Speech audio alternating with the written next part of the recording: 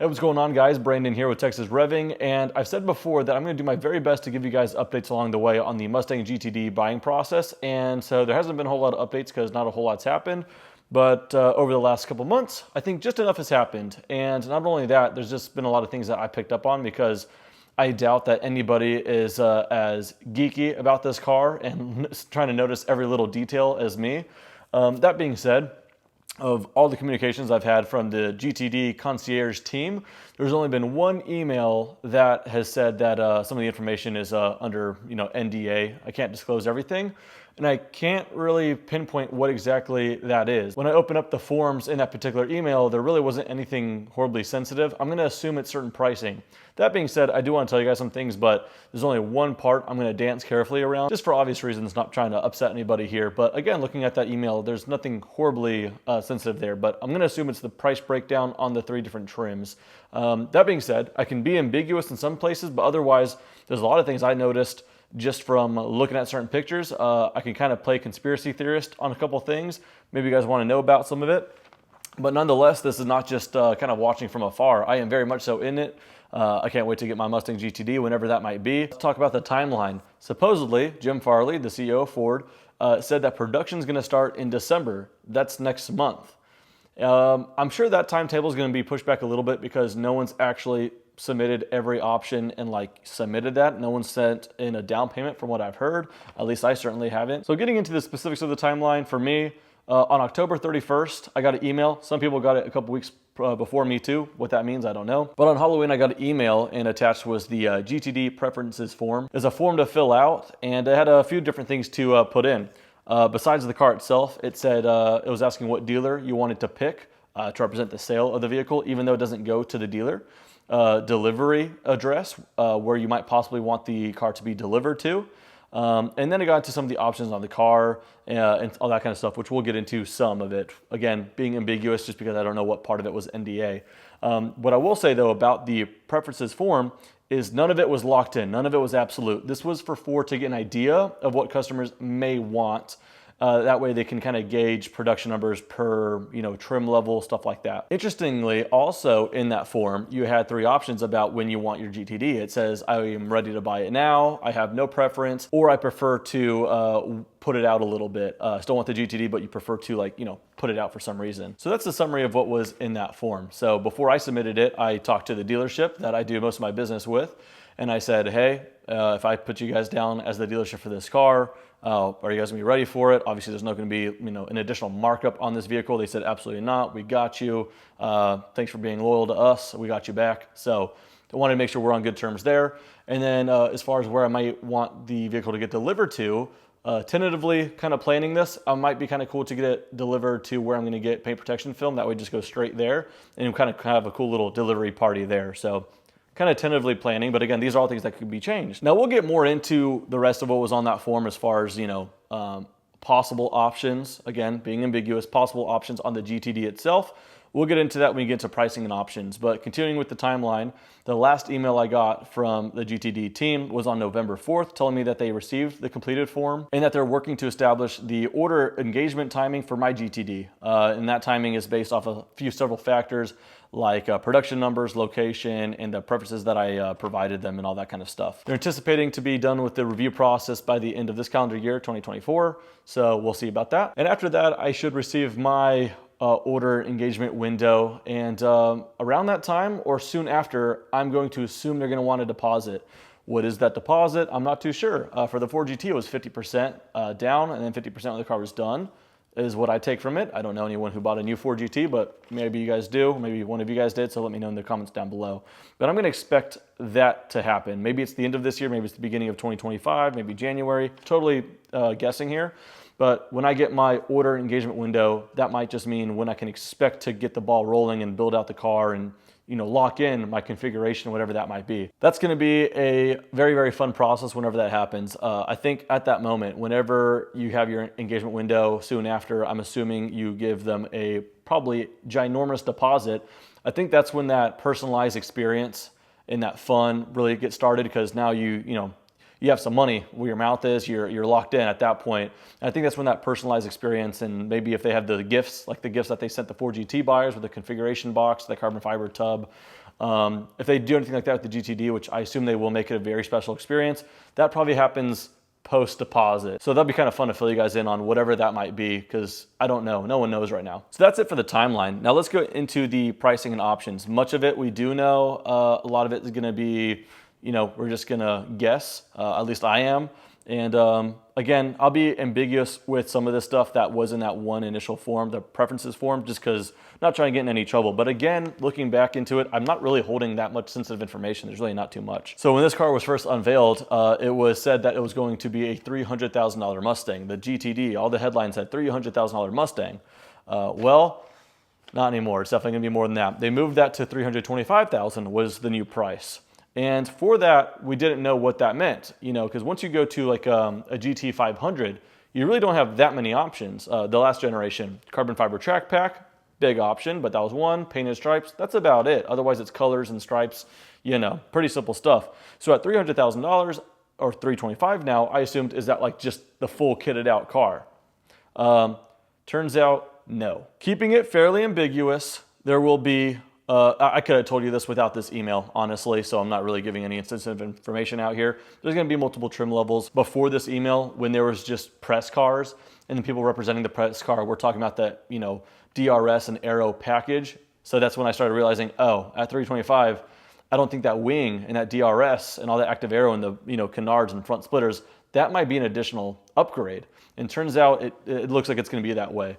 But for all the press cars that they've been showing, none of them have no wing. There is no wing delete. What do they have? Maybe like some kind of lip or something. I don't know what it's going to have, but all the press cars have the DRS wing. So that being said, there will be a quote unquote standard GTD. And then as we saw later on, they unveiled it with the red car and the holographic blue car. There will be a carbon series.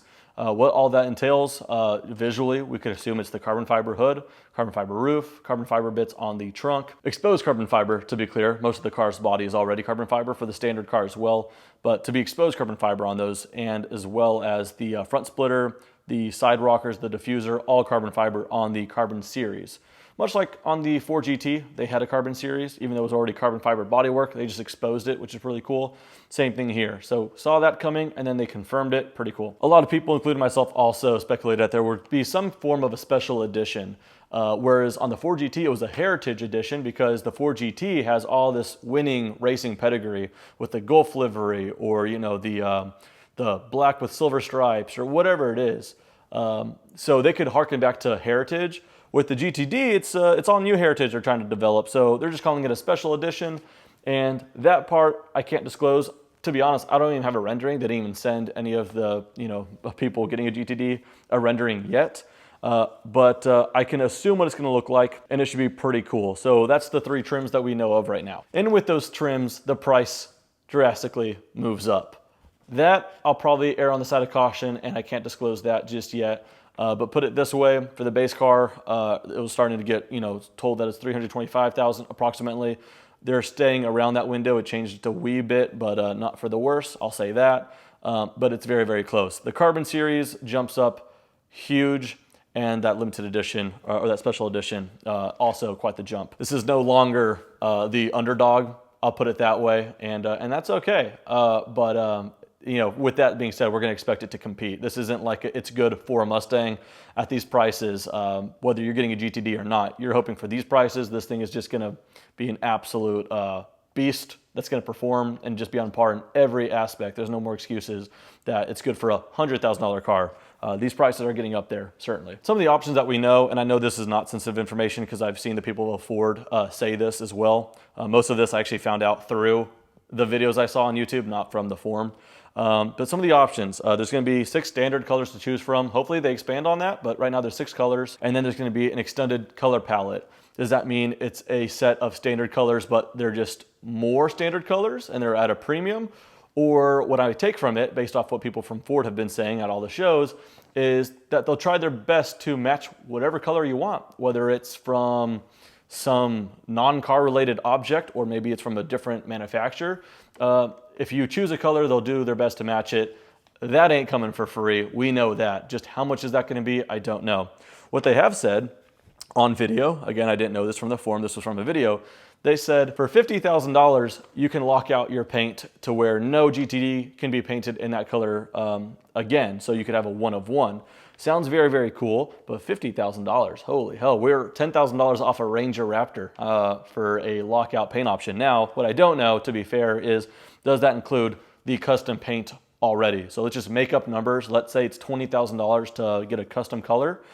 Is it a $30,000 premium on top of that to lock it out? Or is it the $50,000 premium, so now you're 70 out? That's assuming it's $20,000 for the paint, all guessing here. I'm hoping for $50,000 it includes already choosing the custom color. That would be a little bit easier to swallow, but still $50,000. And then I just wonder, as far as unconfirmed things, we'll get into some of those things as well, but overall production numbers, there's videos out there of them saying that we're gonna make about 2,000. So let's assume that at 2,000 cars, how many of those are gonna go to one of the 6 standard colors? Probably safe to assume the majority, but let's be somewhat conservative and say half of them. So now we have 1,000 cars. Again, I doubt it's gonna get to that point, but let's say it's 1,000 cars that go to a custom color.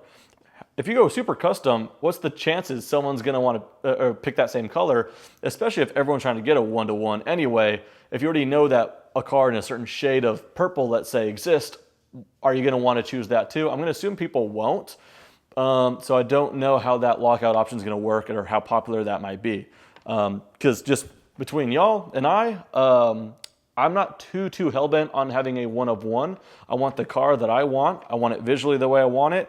And if there happens to be 2 of them in the world, I won't lose sleep at night. I want the car for me. If someone else is twinning from the other side of the country, the other side of the world, I'm not that, I don't know. I'm not going to go to Cars and Coffee saying this is a one of one, fancy me, whatever. But maybe that'll change. Maybe I will become a one of one type of person. But as of right now, I don't know if that's sticking out. But the extended color palette's definitely jumping out at me. I just don't know what the price is going to be. But we'll talk about that in a bit. As far as other packages, the Performance Pack. That is just where we're gonna have to guess what that is. I'm guessing the Performance Pack is where that wing comes in. Total guess here, maybe some other things as well, but it's not just the wing. Once you go to the wing, it's a whole lot of aero going on. You get those dive planes on the front, wing out back, and then apparently a whole lot of underbody aero. You got flaps up front that kind of stabilize the entire car with the wing. Another option, magnesium wheels, and another option is titanium exhaust. With that being said, is the magnesium wheels and titanium exhaust part of the Performance Pack? Maybe it is, maybe it's not sure yet. As far as the magnesium wheels, we've seen them in 3 different colors now. We've seen them in like a silver, a gray, and a bronze-ish color. So maybe there's multiple colors there. Same goes for the brake calipers. Now here's where I get kind of geeky and I like study the pictures closely. I'll get into what I want to do for my car without knowing the full price point just yet. But anyway, I'm gonna try not to hold back on my car. I'm very, very interested in that Carbon Series. I'm gonna try to land one of those Carbon Series cars and get like a custom color to it. I think that'd be really cool. What color that will be, still trying to decide, but I have an idea.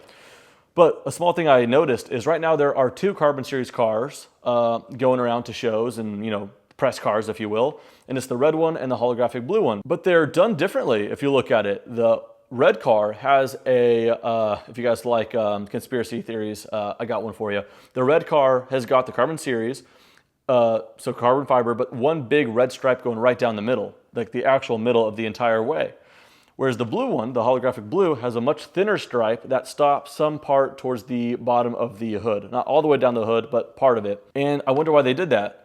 So my conspiracy here is just like on the Ford GT Carbon Series, you never got carbon fiber right down the middle of the car.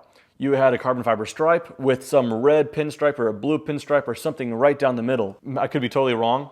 I always thought, because I've heard manufacturers that do exposed carbon fibers always said the most difficult part is lining up the weaves of carbon fiber. Those like little weaves that go all the way down. To line that up is so difficult. Structurally, it's the same body panel, it's the same strength and rigidity, but aesthetically, to weave those carbon fiber down, just down the middle of the car is so difficult.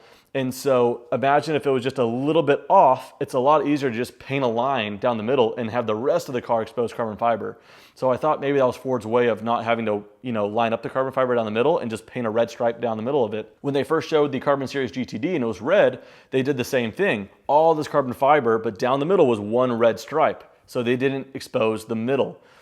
Then the holographic blue one came out, and that kind of debunked the conspiracy I came up with, because they did allow you to see some of that carbon fiber right down the middle. Not on the roof and not on the trunk from what I remember, but at the very bottom of the hood and on the front bumper, there is lined carbon fiber right down the middle, and it looks really, really good.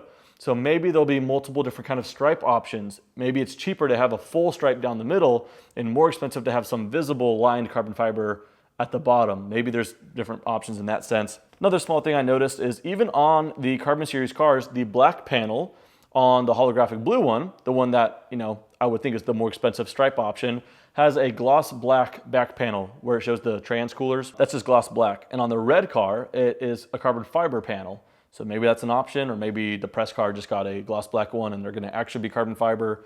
Little things I noticed. Since we're here, let's go ahead and get into my wish list. A couple things, just looking at the car, some things that I at least hope they offer. Standard equipment would be awesome for this price point, but if not, I hope they just offer it. Carbon fiber side mirrors. They're gloss black side mirrors, just like any other Mustang, Shelby or not, just gloss black mirrors. For this car, come on, what's a couple, carbon fiber side mirrors, at least as an option. When you get the aero package, it comes with these dive planes, but those are not in carbon fiber. Maybe they're plastic, I don't know, but or gloss black. But I haven't seen any with those in carbon fiber. Same goes for the vents on the front wheel wells to relieve all the pressure. If those were visible carbon fiber, that'd really elevate the entire car. And again, at this price point, I don't think that's too much to ask for. This one I was a little surprised by. If you look at the interior, it is the Recaro seats straight out of the GT500, which I have zero against those seats. But you're spending what's gonna possibly be 4 times the price of a GT500. They got the same seat, but instead of the snake on it, they just put GTD, changed the color on it a little bit. I think at this price point, I would really, really like to see some carbon fiber backed seats. The CT5V Blackwing has them, the 4 GT from 05-06 has them, the 2016 to 22 GT has them. Some kind of different seats, Recaro or otherwise, but some carbon fiber backrest, make the seats a little bit more special. It's not too late, Ford. Give us some cool carbon fiber seats. That would be super cool. And overall, just looking at the interior, I'm not disappointed by it, but no one will ever complain about having more Alcantara surfaces and carbon fiber surfaces. The most we could get rid of that scratchy kind of plastic stuff, the better. Looking at the interior, they did a pretty good job, but I think there's some more areas that could use some Alcantara or carbon fiber just to really elevate the entire thing and make it very different from a 5.0 or an EcoBoost Mustang. There's still some unknowns. Total production numbers. Again, the only reason I said 2,000 is because there's a video of Jim Farley walking someone through the car. He said, we're going to build about 2,000. I don't know what about means. Is it going to be less? Is it going to be more? Is it going to be 2,000 flat? We still don't know. Nürburgring time. Still don't know. And it turns out, I don't think we're going to know for a while. It's the winter months around the ring there as well. And I don't think that's the best time to set a lap record. But ambitious claims, Jim Farley also said that he believes it's faster than a GT3 RS around Nürburgring. Well, the latest GT3 RS was not just faster than 7 minutes, which was the GTD's goal, but it was faster than 650. It was a 649.328.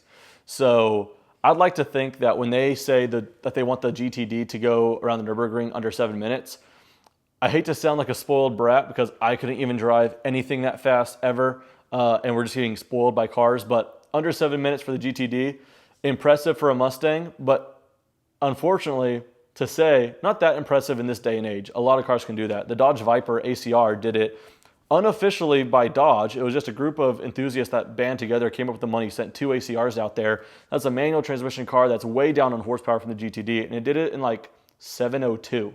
So to get under 7 minutes at this point with these tires as well, that's going to be great, but at this point, I hate to say, it's kind of expected. So they need to break, or at least get close to that 650 mark. If they could beat a GT3 RS, that's mega money, and that'd be really, really cool, but we'll see. But then at the end of the day, that's just for bragging rights. I can't drive this thing that quick, so whatever. Still don't know the overall weight of it. Some people are saying that they're hoping to stick around the GT500's weight, but that's a lot of carbon fiber, body work. Hoping it's a little less than that. We still don't know the final horsepower. Initially, they said over 800, and now they're landing on 815, but it also says approximately 815. Maybe they'll find a little bit more out of that. Now let's go ahead and kind of segue from talking about that to forecasting future values. And a lot of it will just be off the top of my head. A lot of it is analytical, and let's get nerdy with it. To an extent, it doesn't matter for me. Not at all because I'm so loaded and who cares, but because I know I don't want to sell the car. If I get the car and the day I take delivery, it loses $100,000 in value, I'm gonna be like, well, that kind of sucks, but it's the same car, and I'm going to drive it until the wheels fall off, really. But like I said, it's just nice to know that you have positive equity into something that you're able to enjoy. That's the dream. That's really cool. But ultimately, the car doesn't change. So I'm trying not to think about it too much. But hey, since we're here, like I said, you can't even sell the car for 2 years anyway. So it doesn't matter to me. But it's interesting to think about how much room for growth in the value does the car really leave you? And a lot of that is going to be over, the greatness of the car itself, racing pedigree, if they could build off that, what it does at the Nürburgring, but just how everyone perceives the car as, I guess, culturally, if you want to put it that way. So not that I agree with this by any means, but the majority of people will see this car as not as special as a Ford GT. Put it this way, there's no kits out there to make your Mustang look like a Ford GT, but there will be, and there already are some kits out there to make your GT Mustang look like a GTD. In that sense, does that matter to me? No, I'm not going after the aesthetics of the car. I'm not doing it so I get noticed when I'm driving around. That's not what's important to me, but for a lot of people out there, they see the silhouette of a Ford GT as being more special. With that being said, also because they already have a winning pedigree, you go down to the 60s for it. The 05, 06 came out, didn't race, but it looked awesome. And then when the 16 came out and they won at Le Mans again, it's got racing pedigree that you can't dispute. However, if we just want to go to the specs and technical side of things, that has an EcoBoost. Nothing wrong with that. The new Ford GT is badass, but this has got a much more powerful V8. It should be far, far faster, and the car is just as sophisticated as the Ford GT because, agree or not, it's built by the same people. Ford has some to do with it, but it's really Multimatic, a lower volume race car manufacturer, putting this car together just as they did with the Ford GT. So it's just as sophisticated, if not more, because it's newer and, well, 2 more cylinders, what can you say? But if we're gonna go alongside with comparing it to the Ford GT, it seems like they're gonna build more of the GTDs than they did the GTs. I think they made 1,350 of the Ford GTs. And again, the only number we can go off right now for the GTD is 2,000. Who knows? Maybe they accepted a whole lot of people that don't have the means to buy the car. Once it's time to plop down 200 grand as a deposit, maybe it's 100, maybe it's 150, maybe it's 200 grand. And maybe that'll separate who's serious and who's not. And then rather than, reaching out to more people who might be interested, they just, make the production numbers lower. The 05, 06 Ford GT, they definitely made fewer of those than they initially intended, but that was just a different time entirely. So we'll see what production numbers end up being. Whatever it is, it's probably gonna be more than the GT, so something to take into account. That being said, the GTD is only the second time Ford's ever outrolled this application process. The first time they did it was for the Ford GT, and I was just graduating high school, so no chance for me there. But it's interesting to look at. So how did that go? We have to reference, whether you think it's more special, less special, whatever it is. Let's reference the Ford GT because it was the first time, the only other time they did this application process. Going on Bring a Trailer, where a lot of Ford GTs have sold, you can go into the pictures of some of these listings and see what the MSRP was. They put the window sticker there. And on the lower end, I'm seeing them for just under $500,000. There's some window stickers out there with like $490,000 with not a whole lot of options. And that price goes up to about just under $600,000, about $590,000 if it got a Carbon Series car. And then it goes up to just under $700,000, about $680,000, $690,000 for a Heritage Edition with a Gulf livery. And the most expensive new Ford GT MSRP I was able to find was $788,000, and that was a full exposed carbon fiber. It was a liquid carbon fiber car, and I don't know how many of those they made. Maybe it was 1, 2, 5, I don't know, but probably unbelievably low production number. And $788,000 was the new MSRP for the full visible carbon fiber Ford GT. What do they go for now? Rather than seeing list prices, I'm gonna see what they actually sold for, and not only that, the lowest price I was able to see, not the lowest price I was able to see. There has been a new Ford GT that sold for right around that $800,000 range, and that was the standard Ford GT with not a lot of options. If you're patient enough, you should be able to buy yourself a Carbon Series car for $900,000. And for a premium of just under $100,000 on that, now we're talking just under $1 million, you can snag a Heritage Edition, again, if you're patient enough to find one.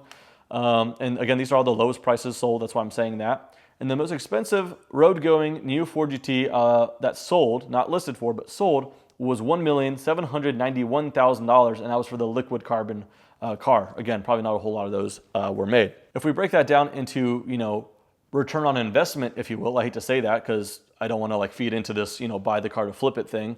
But if you're wanting to know what they appreciated by, that is anywhere from 65%, 55%, 45%, and then 125% appreciation for the carbon fiber car. Ruling out that carbon fiber car, because that's an anomaly, 45 to 65% gain. Is that to say that when the GTD lands, could they be anywhere from $500,000 to $650,000 trading for around that price, depending on options and all that kind of stuff? Is that reasonable to think that?